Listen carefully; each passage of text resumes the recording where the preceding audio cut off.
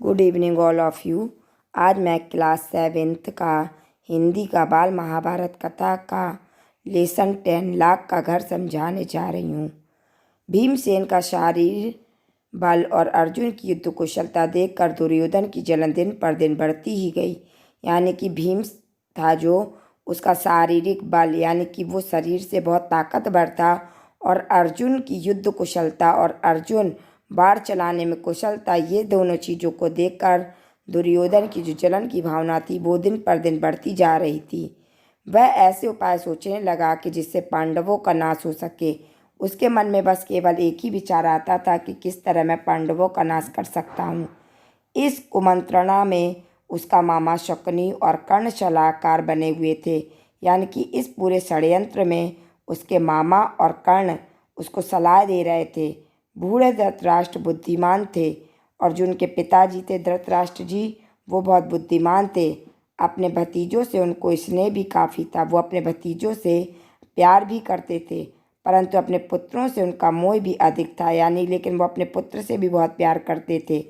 दृढ़ निश्चय की उनमें कमी थी, यानी कि वो कोई चीज़ का दृढ़ निश्चय नहीं कर पाते थे, संकल्प नहीं ले पाते थे। पर वह किसी बात पर वह स्थिर नहीं रह सकते थे, पर वो अपनी बात पर स्थिर भी रहना नहीं जानते थे। अपने बेटे पर अंकुश रखने की शक्ति उनमें नहीं थी, यानी कि अपने बेटे पर रोक टोक लगाने की शक्ति भी उनमें नहीं थी। इस कारण यह जानते हुए भी कि दुर्योधन कुराह पर चल रहा है, यानी कि ये कारण जानते हुए कि दुर्योधन बुरी रास्ते पर चल रहा है, उन्होंने उसका ही साथ दिया। इधर पांडवों की लोकप्रियता दिनों दिन बढ़ती जा रही थी। इधर पांडवों को सब लोग पसंद कर रहे थे और वो प्रसिद्ध होते चले जा रहे थे।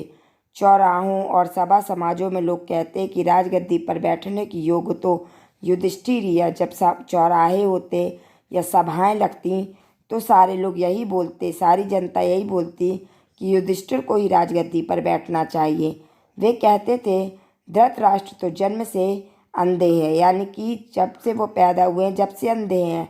इस कारण उनके छोटे भाई पांडु ही सिंहासन पर बैठे थे। इस कारण से उनके जो छोटे भाई थे वो उन्होंने ही पूरा राजकाज संभाला हुआ था। उनकी अकाल मृत्यु, उनकी अचानक मृत्यु हो जाने और पांडवों के बालक होने के कारण कुछ समय के लिए धृतराष्ट्र ने राजकाज संभाला था। यानी कि उनके बच्चे छोटे होने के कारण धृतराष्ट्र को राजगद्दी दे दी गई थी। अब युधिष्ठिर बड़े हो गए हैं तो फिर आगे धृतराष्ट्र को राज अपने ही अधीन रखने का क्या अधिकार है। फिर धृतराष्ट्र को युधिष्ठिर को ही राजकाज दे देना चाहिए और अपने अधीन रखने का कोई मतलब नहीं है। पितामह भीष्म का तो कर्तव्य है कि वह धृतराष्ट्र से राज्य का भार युधिष्ठिर को दिला दे, और जो पितामह भीष्म थे उनका भी यह उत्तरदायित्व बनता है कि वह धृतराष्ट्र से राज्य का भार युधिष्ठिर को दिला दे। युधिष्ठिर ही सारी प्रजा के साथ न्यायपूर्वक व्यवहार कर सकेंगे। युधिष्ठिर ही सारी प्रजा के साथ न्यायपूर्वक यानी कि बिना पक्षपात के व्यवहार कर सकेंगे। जो जो पांडु की लोकप्रियता दिखाई देती थी, ईर्ष्या से वह और भी अधिक उड़ने लगता था। जैसे उसे पता चलता था कि लोग पांडवों को पसंद कर रहे हैं तो उसकी ईर्ष्या की आग और ज़्यादा जलने लगती थी। एक दिन धृतराष्ट्र को अकेले में पाकर दुर्योधन बोला, पिताजी, पूर्ववासी तरह तरह की बातें करते, यानी कि यहाँ के जो लोग हैं वो तरह तरह की बातें कर रहे हैं। जन्म से दिखाई न देने के कारण आप बड़े होते हुए भी राज्य से वंचित ही रह गए। आप बड़े थे लेकिन आप जन्म से अंधे थे, जिसके कारण आपको राजगद्दी नहीं दी गई, उससे आप वंचित रहे। लेकिन राज सत्ता आपके छोटे भाई के हाथ में चली गई और जो राजकाज था वो आपके छोटे भाई को संभालना पड़ा।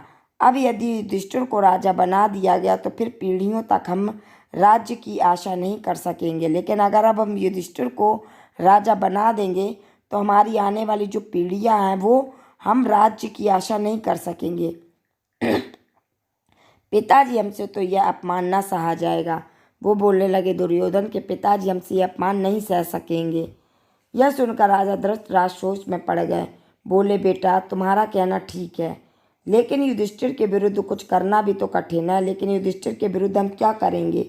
युधिष्ठिर धर्मानुसार चलता है, धर्म के अनुसार चलने वाला, सबसे समान स्नेह करता, अपने पिता के समान ही गुणवान है। इस कारण प्रजाजन भी उसे बहुत चाहते हैं। वो बताने लगा कि इस कारण से सारी जनता उसको बहुत चाहती है। यह सुनकर दुर्योधन बोला, पिताजी, आपको और कुछ नहीं करना, सिर्फ पांडवों को किसी न किसी बहाने वर्णावत के मेले में भेज दीजिए। वो बताने लगा, इसका उपाय कि आपको कुछ नहीं करना है, केवल पांडवों को वर्णावत के मेले में भेज दो। मैं आपको विश्वास दिलाता हूँ, इतनी सी बात से हमारा कुछ भी बिगाड़ नहीं होगा, हमारा कुछ भी बिगड़ेगा नहीं। इस बीच अपने पिता पर और अधिक दबाव डालने के इरादे से दुर्योधन ने कुछ कूटनीतिज्ञों को अपने पक्ष में मिला लिया, जो यानी कि षड्यंत्र रचते हैं, ऐसे लोगों को अपने पक्ष में मिला लिया। वे बारी बारी से धृतराष्ट्र के पास जाकर पांडवों के विरुद्ध उन्हें उकसाने लगे, यानी कि उनके कानों को भरने लगे और युधिष्ठिर के विरुद्ध उन्हें भड़काने लगे। उनमें कर्णिक का नाम का ब्राह्मण मुख्य था, जो शकुनी का मंत्री था, जो शकुनी उसके जो मामा थे उनका वो मंत्री था। उसने धृतराष्ट्र को राजनीतिक चालों का भेद बताते हुए अनेक उदाहरणों एवं प्रमाणों से अपनी दलीलों की पुष्टि की। उसने धृतराष्ट्र को राजनीतिक चालें बताईं और अनेक तरह के उदाहरण और प्रमाण दिए, जिससे उनको संतुष्टि मिल गई। अंत में बोला, राजन, जो ऐश्वर्यवान है वही संसार में श्रेष्ठ माना जाता है, यानी कि जिसके पास धन दौलत है वही संसार में सबसे ऊपर माना जाता है। यह बात ठीक है कि पांडव आपके भतीजे हैं, परंतु वे बड़े शक्ति संपन्न भी हैं, उनके पास ताकत है। इस कारण अभी से चौकन्ने हो जाइए। आप पांडुपुत्र से अपनी रक्षा कर लीजिए, वरना पीछे पछताएंगे। अगर आपने अभी पांडुपुत्र से अपनी रक्षा नहीं करी तो बाद में आपको पछताने के अलावा कुछ नहीं मिलेगा। कर्ण की बातों पर धृतराष्ट्र विचार कर रहे थे। कर्ण की बातें सुनकर धृतराष्ट्र भी सोचने पर मजबूर हो गए कि दुर्योधन ने आकर कहा, पिताजी, आप अगर किसी तरह पांडवों को समझाकर वर्णावत भेज दे तो नगर और राज्य पर हमारा शासन पक्का हो जाएगा। अगर आप किसी तरीके से इन 5 पांडवों को वर्णावत भेज देंगे तो हम लोग राज्य पर फिर से शासन कर पाएंगे। फिर पांडव बड़ी खुशी से लौट सकते हैं और हमें उनसे कोई खतरा नहीं रहेगा, और हमें उन पांडवों से भी कोई खतरा नहीं रहेगा। दुर्योधन और उसके साथी धृतराष्ट्र को रात दिन इसी तरह पांडवों के विरुद्ध कुछ न कुछ कहते सुनाते रहते थे और उन पर अपना दबाव डालते रहते थे कि ताकि ये वर्णावत पांडवों को भेज सके। आकर धृतराष्ट्र कमज़ोर पड़ गया और उनको लाचार होकर अपने बेटे की सलाह माननी पड़ी, यानी कि उन्होंने अपने बेटे की बात को मान लिया। और दुर्योधन के पृष्ठपोषकों ने वर्णावत की सुंदरता और खूबियों के बारे में पांडवों को बहुत ललचाया, और जो दुर्योधन के साथ मिले हुए थे उन लोगों ने वर्णावत की सुंदरता की और उधर के खूबियों की खूब तारीफ की, ताकि पांडव लालच में आ जाएं। कहा कि वर्णावत में एक भारी मेला होने वाला है। उन्होंने ये भी बताया कि वर्णावत में एक बहुत बड़ा मेला लगने वाला है, जिसकी शोभा देखते ही बनेगी, जिसमें बहुत ज़्यादा सुंदरता होगी। उनकी बातें सुन सुनकर खुद पांडवों को भी वर्णावत जाने की उत्सुकता हुई। ये सारी बातों को सुनकर उनके मन में लालच पैदा हो गया और वो खुद चाहते थे कि हम वर्णावत जाएं। उनके मन में जिज्ञासा हो गई, यहाँ तक कि उन्होंने स्वयं आकर धृतराष्ट्र से वहाँ जाने की अनुमति मांगी, और 5 पांडवों ने धृतराष्ट्र से वर्णावत जाने की अनुमति मांगी।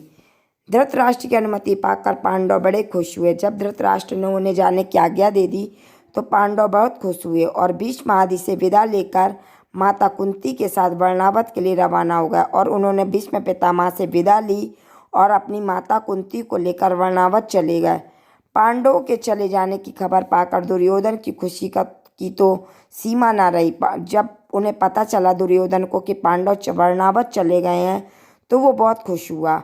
वह अपने दोनों साथियों कर्ण और शकुनी के साथ बैठकर पांडवों तथा कुंती का काम तमाम करने का उपाय सोचने लगा। वो सोचने लगा कि अब किस तरीके से इन 5 पांडवों का और कुंती का काम कैसे तमाम किया जाए।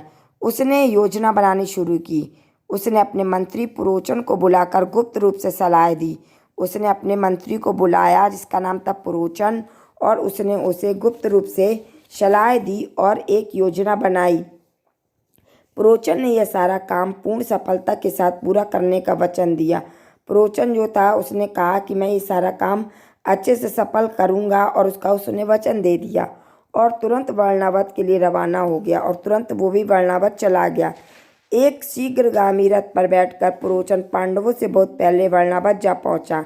एक बहुत तेजी से चलने वाले रथ पर बैठकर पुरोचन पांडवों से पहले ही वर्णावत जा पहुंचा। वहां जाकर उसने पांडवों के ठहरने के लिए सन मीन्स रुई घी, मोम, तेल, लाख, चर्बी आदि जल्दी आग पकड़ने वाली चीज़ों को मिट्टी में मिलाकर एक सुंदर भवन बनवाया। उसने ये सारी चीज़ों को मिलाकर एक भवन का निर्माण किया ताकि आग जल्दी लग सके। इस बीच अगर पांडव वहां जल्दी पहुंच गए तो कुछ समय उनके ठहरने के लिए एक और जगह का प्रबंध पुरोचन ने कर रखा था। उसने सोच लिया था कि अगर पांडव और मुझसे भी जल्दी पहुंच गया तो मैं उनके लिए कोई दूसरा प्रबंध कर दूंगा रुकने के लिए।